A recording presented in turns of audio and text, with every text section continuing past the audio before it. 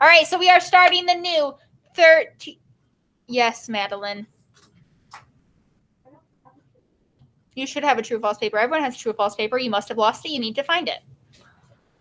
So you were here every day last week, so you have it somewhere. So the seeds of a new nation. We are starting the 13 colonies. There were the New England colonies, the middle colonies, and the southern colonies. Is that what it was? I think that's how it was. I know we went through the vocab one day last week. In your spare time, feel free to continue to review that vocab, and we will try to highlight vocab as we go within our story. If you do not have a highlighter, make sure you either grab one of mine or get yours out because you are going to need it.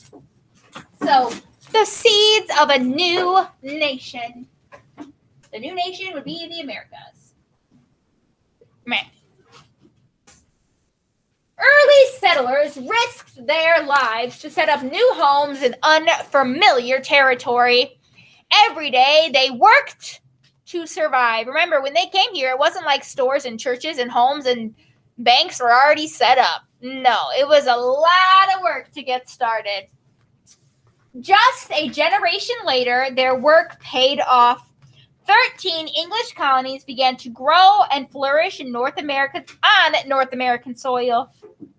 Roads began to connect one village to the next. People learned how to make it through the winter. Trade between the colonies began, and a reliable economy developed. Life was still hard for colonists. Illness and hostile Native Americans still claimed colonists' lives, and winters were still long and harsh in the northern colonies. Survival, however, was no longer a surprise. Families planted roots, and a new nation began to sprout. So the seeds of a new nation, get it? Like there wasn't actual seeds being planted places,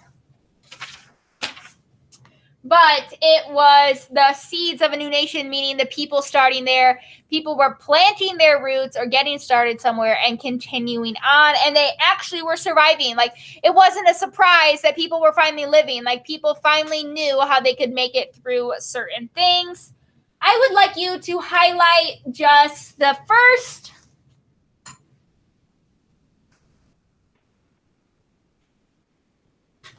I would like you to highlight the first sentence. Early settlers risked their lives to set up homes in a new territory.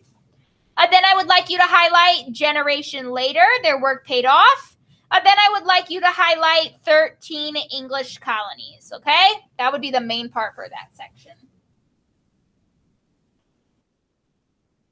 Then I need you to look down below on our next thing.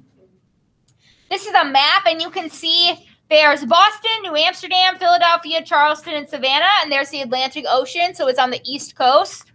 And it says, the colonists' first towns and cities were near the coast.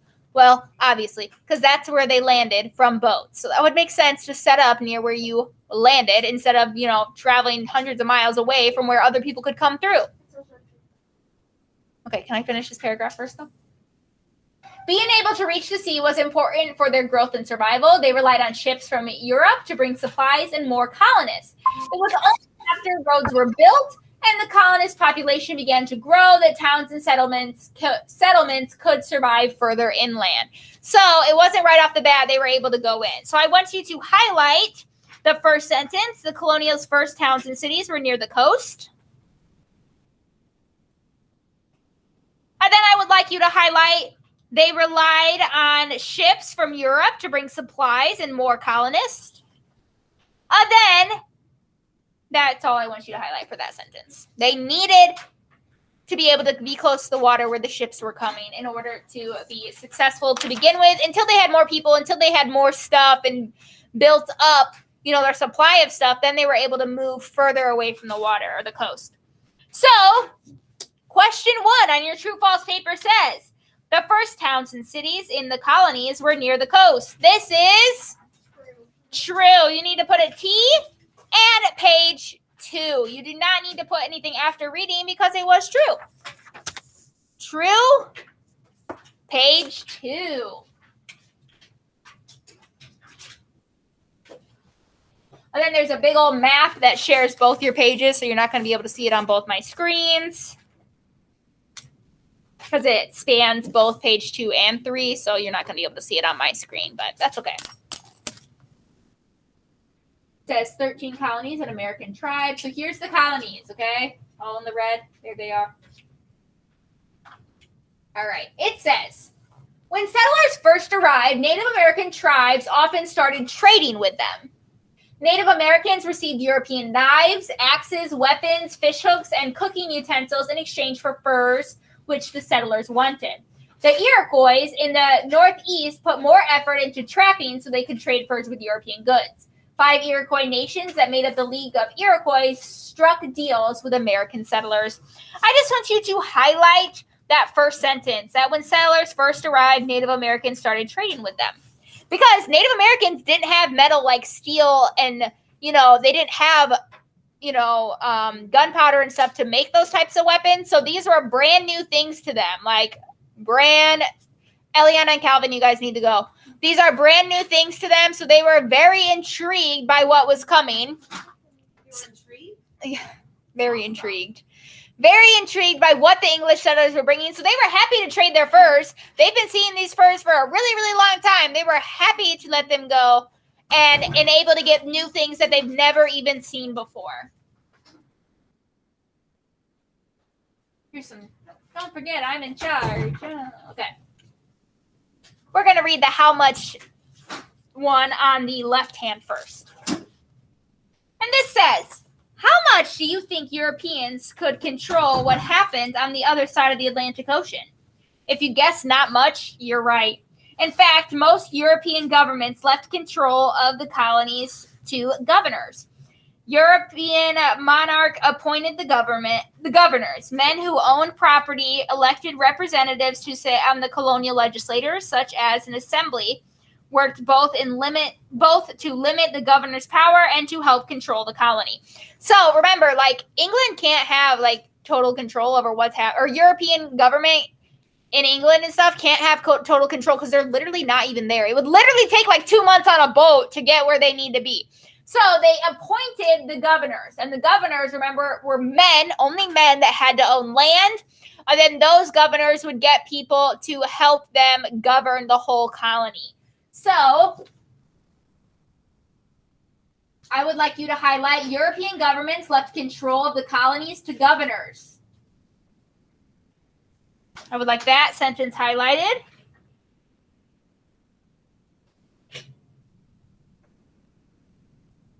Then I would like you to highlight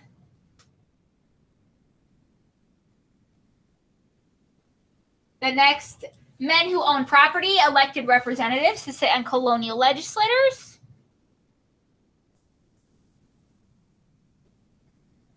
And then I want you to highlight assemblies worked in both to limit government's power and to help support the economy. So that was their job. Their job was to make sure the governor didn't get too powerful and just to help support everything happening. Because obviously people needed help during these times because, crazy new times.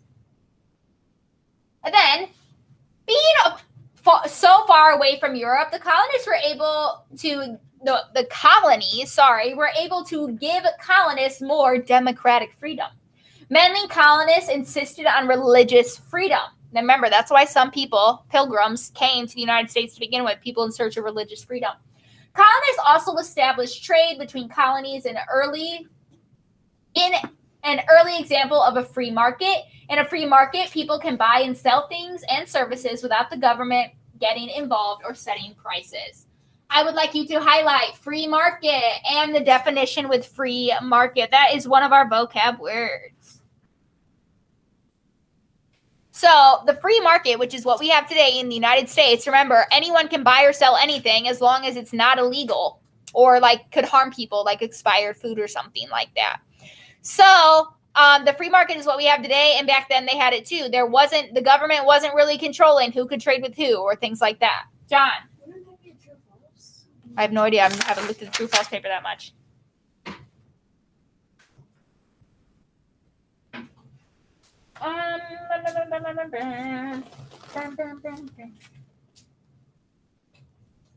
Yeah, so it's literally the exact opposite. Number 2 is false. They were given,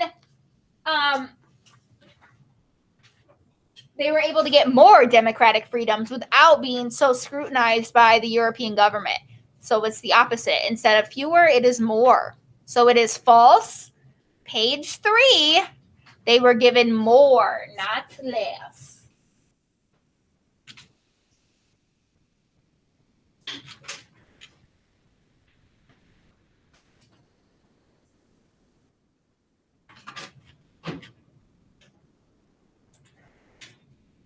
And once you do that, you can turn to the next page. We're not going to do the little think more section. We're going to skip that.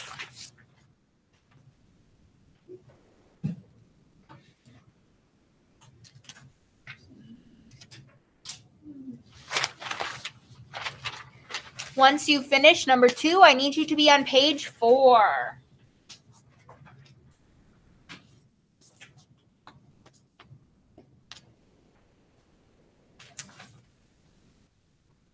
Founding the New England colonies. All right. So 10 years after the Pilgrims, and remember, Pilgrims are the names that was given to people who were in search of religious freedom, first landed at Plymouth, another group set out from England in search of religious freedom. This group called themselves Puritans. Over the course of the next half a century, someone tell me how long half a century is? 50 years. 50 years. The Puritans played an important role in the settling New England. They wanted to practice their own religion in their own way, and they didn't put up with outside opinions. Infighting and power struggles were common. New settlements and new colonies grew out of the disagreements of their group. So I would like you to just highlight the word Puritans, called themselves Puritans.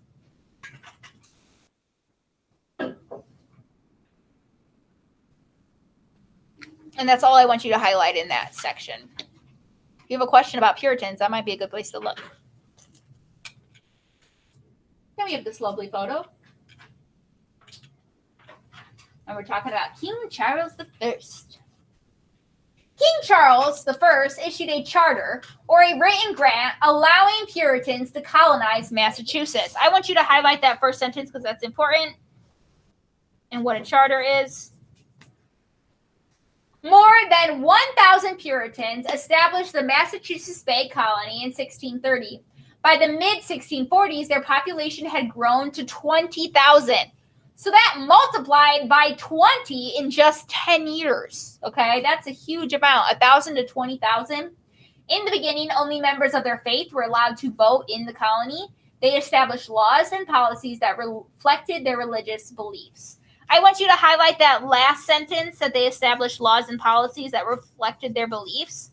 So it's their own colonies, their charter that they got to colonize Massachusetts, and the laws and stuff that were passed reflected what they believed in, okay? It's not like they were willy-nilly doing stuff. Like, they were serious about what they believed in, and they weren't, like it said in the first paragraph, they weren't putting up with outside opinions. They wanted things basically their way. And that is crazy. Their population went from 1,000, and then in 10 years, 20,000 people. That's insane. That would be like if Mrs. Kneifel had one car in 2022, and then in 2042, I had 20 cars. Like, that's huge. That's a large, large jump. Next, there's another little cartoon. And on the left, it says, "We left England and Netherlands to get away from Church of England." And the Puritan says, "They've got problems, but we're loyal to the Church of England." So the Puritans and the Pilgrims, although they both were escaping for religious freedoms, weren't exactly seeing eye to eye on everything. The Pilgrims were separatists. They wanted to separate completely from the Church of England. The Church of England was headed by the king. The Pilgrims beliefs were seen as treasons. Puritans wanted big changes, but still considered themselves part of the Church of England. So that is important to know. The Pilgrims wanted to be completely out of the Church of England. They didn't want to be a part of it. They didn't want anything to do with it. While the Puritans wanted different things, but still were like, oh, but we're still part of you.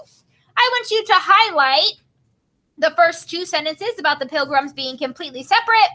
And then I want you to highlight the last sentence about the Puritans wanting big changes, but still consider themselves part of England. So that's like one of their main differences between the Pilgrims and the Puritans. One was like, no, we're out. Forget you, Church of England. You're not what we want. And the other one was like, I don't want you, but I'm going to pretend to keep everyone happy, essentially. They didn't want to be seen as treason towards their country that they were originally from. So, little give and take there. Next, we're going to read about John Winthrop. John Winthrop, a Puritan leader, was the first governor of Massachusetts Bay.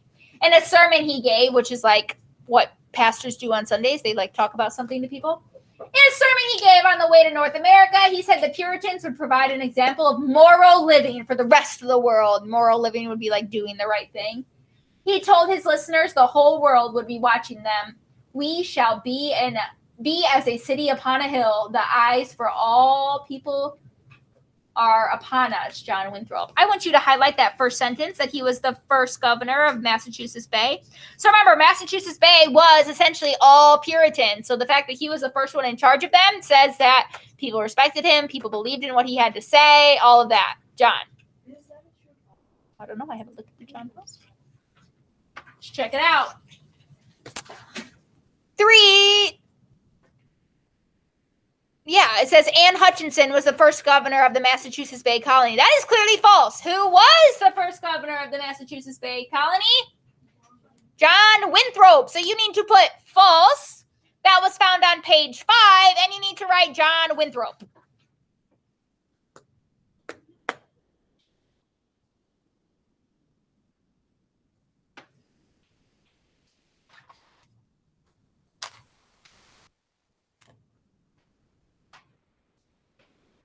John Winthrop. John's famous. Well, it's not the Shane John. Yes, it is. Seems like John Winthrop. All right.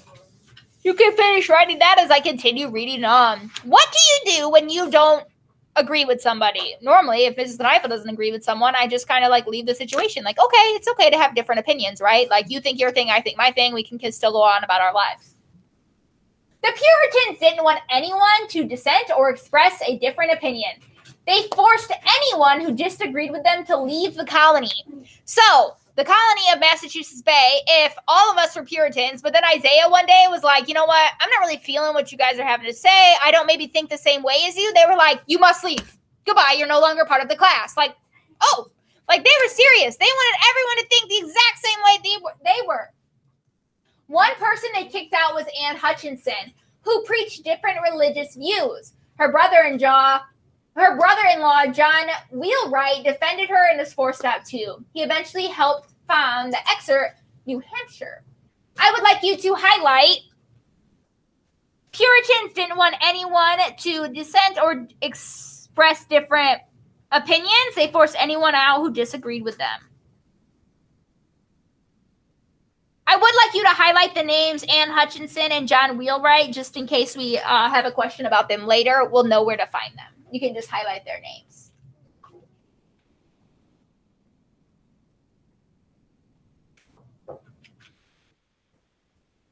Now we have a picture of a headstone, and it says, areas near Portsmouth had been settled by 1623, built by a group of fishermen under David Thompson. They built a fort and other settlement buildings and named the settlement Panaway Plantation. Later, Portsmouth combined with other settlements to make the New Hampshire colony. I just want you to highlight David Thompson, in case we have a question about him later. And then I would like you to highlight settlement Panaway Plantation all the way till the end. That later Portsmouth and this plantation thing eventually became New Hampshire. Or New Hampshire, however you say it. I don't really know. Great question. Ooh, and now we're going to read a little bit more about Anne Hutchinson, who was, she was kicked out. She was speaking her mind, having her own views, and people didn't like it. After Hutchinson was sent out of Massachusetts, others decided to leave too. Thomas Hooker and John Haynes left Massachusetts and formed the Connecticut colony. Hooker is called the father of Connecticut. Both Hooker and Haynes helped develop the Fundamental Order of Connecticut. This document was based on a sermon Hooker gave in 1638. The orders were one of the earliest constitutional documents in the colonies. So I want you to highlight this sentence here, that Thomas and John formed the Connecticut colony. And then I would also like you to highlight developed the Fundamental Order of Connection. And the orders were one of the first earliest constitutional documents. So something actually written down saying what these laws were and everything. There's a picture of it. That would be a nonfiction picture right there, real life photograph. What? Kind of, because it's written on old paper like that, and that's how people used to write. Yeah. And we have one more section. Who were the Puritans? Who were the Puritans? What did they want? Puritanism was the movement for a pure Church of England without any similarities to Catholicism. I would like you to highlight what that is. Puritanism was the movement of a pure Church of England without any similarities to Catholicism. That's a hard word to say, but like they didn't want anything to do with being Catholic, apparently. Puritans believed in a personal connection with their faith and disagreed with many Catholic practices. They insisted on plain clothing and didn't want positions such as bishops in the churches. So they didn't want like higher ups in the churches. They just wanted people to be part of a church. They wanted everyone to just be there. And they really didn't want anyone else to disagree with them. Like they were really serious about what they wanted. Does anyone have any questions about this first section? I know we kind of flew through it, but so far we have heard about Massachusetts colony, and we've heard about the Connecticut colony and the New Hampshire colony. So we've heard about 3 of the 13 colonies.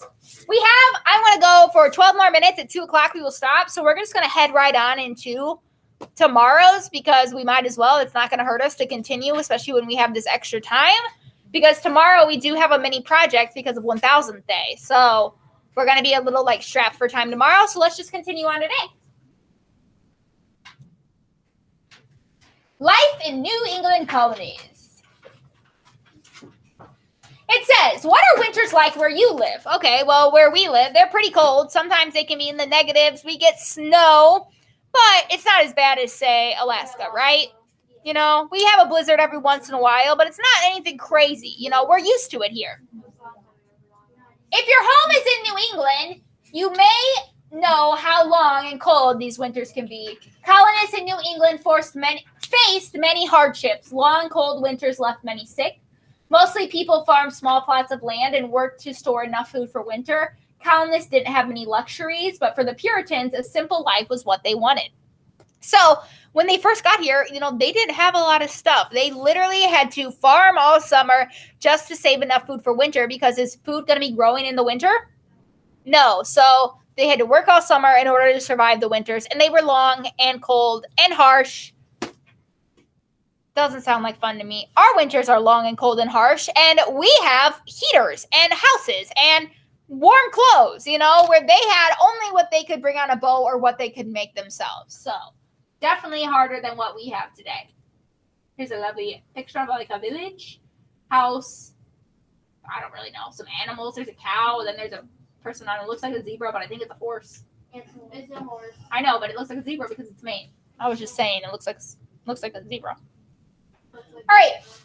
Villages and towns in New England were built around a shared space called a common.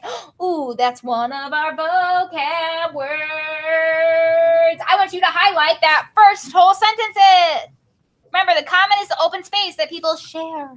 That's one of our vocab words. Families gathered in the common and cattle grazed there. It sometimes held village meeting houses. In the town meetings held there, colonists discussed local issues and laws. They felt civic life was their sacred duty. Town halls and civic engagements are still defined features of New England today. So, by having this commons place where everyone could meet. That's where they could talk about things going on. That's where they could discuss laws. And everyone really felt like they were a part of something, being able to be there and discuss together.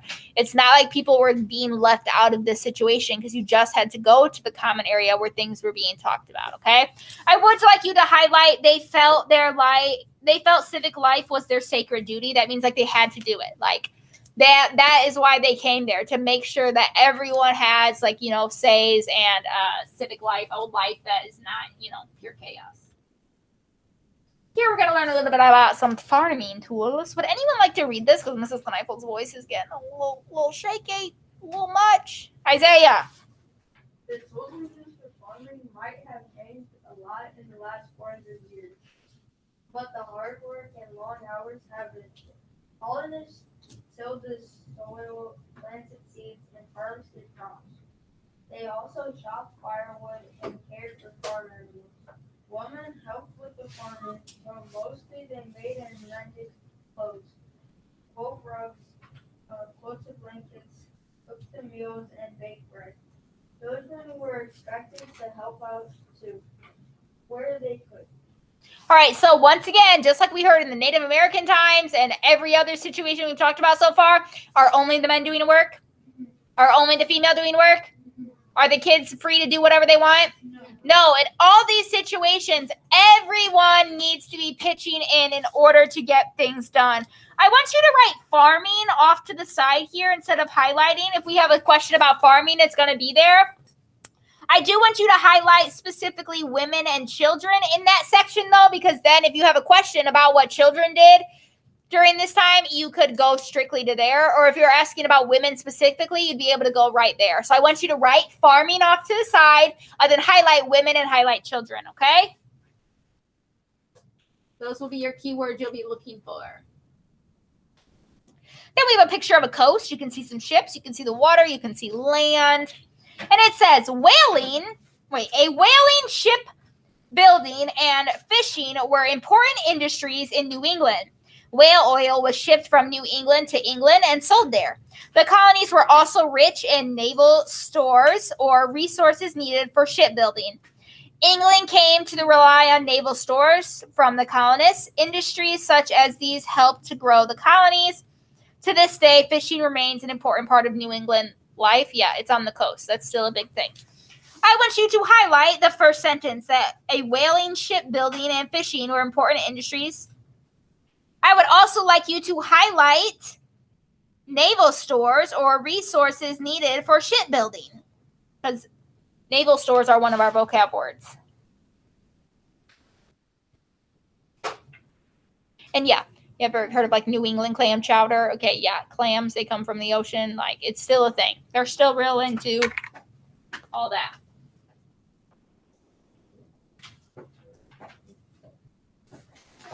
And now, here's the beautiful one that moves around. Again? No, it's not going to move around now. I thought it was moving around. That's all right. Trade routes. So trade routes is a route people take to trade with one another. Well, we already know that whale oil is going from New England colony to England itself. And there was other things that were traveling too, like lumber and furs and stuff, which we already read about. How did goods and people get to and from the 13 colonies? Merchant ships traveled back and forth the Atlantic in a pattern called the Triangle Trade Route.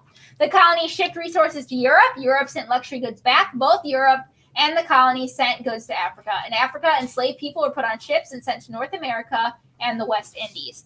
I would like you to highlight merchant ships traveled back and forth across the Atlantic in a pattern called the Triangular Trade Route. And you can kind of see in this picture how it's a triangle.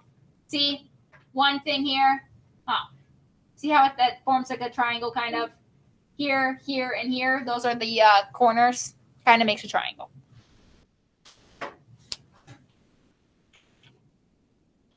And that's also how they got enslaved people to the Americas to help out. Remember, some of you guys, I don't know what you were writing in your Google form B for that last one, because there was a question about that. You guys said people were just coming to find gold and stuff. No, they needed help on the farms, and that is why they brought people from other countries like Africa to help. Well, be enslaved. Not good. All right. Puritans believed everyone should know how to read the Bible. Boys and girls were taught to read and write.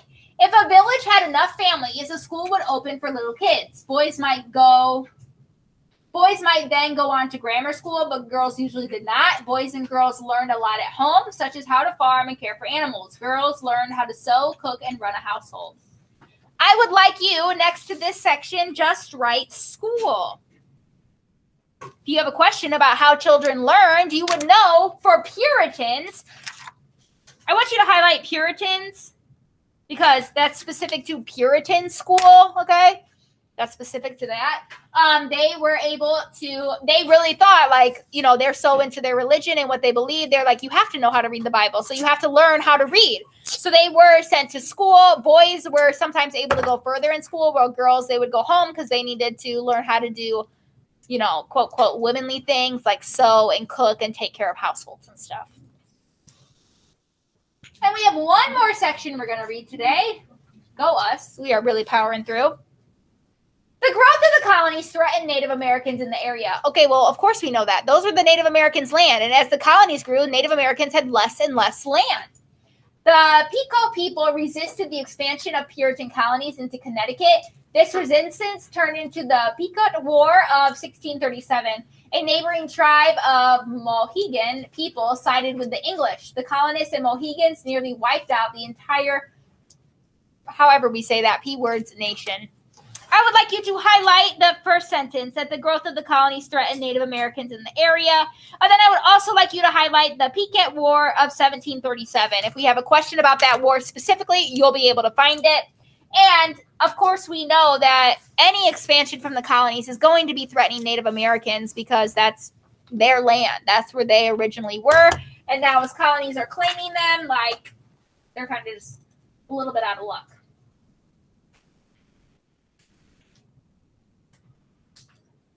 Okay.